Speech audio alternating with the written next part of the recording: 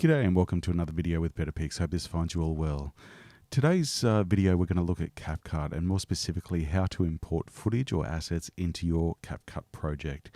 There's two methods that I'm going to recommend and it's super quick and easy. So let's start by creating a project. And you can see up here on the left-hand side, top left-hand side, is our media panel. So, and as the name suggests, you can drag and drop videos and photos and audio files here. So what I'm going to do is navigate to the folder where the footage is that I want to import.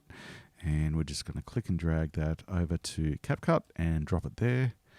And you can see there's a little status bar there where it's letting us know that that is importing, and there we have our 3 clips. And from here we can select them individually and we can then drag them down into our timeline.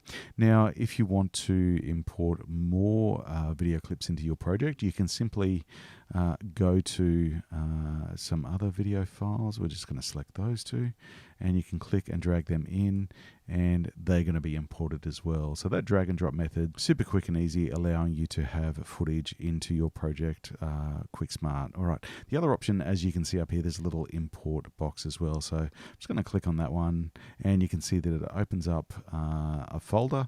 Often you'll have to navigate to that folder. It's just done that by default because I did that recently. But it allows you to then select any other clips or assets that you want to import. And as you can see, it's imported those super easy.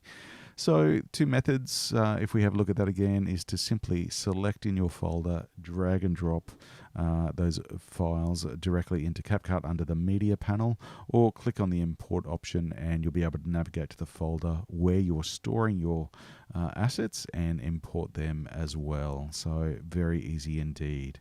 Thanks for stopping by. I hope this video has been helpful. As always, any questions are welcome in the comments below, and we'll look forward to seeing you next time. Take care.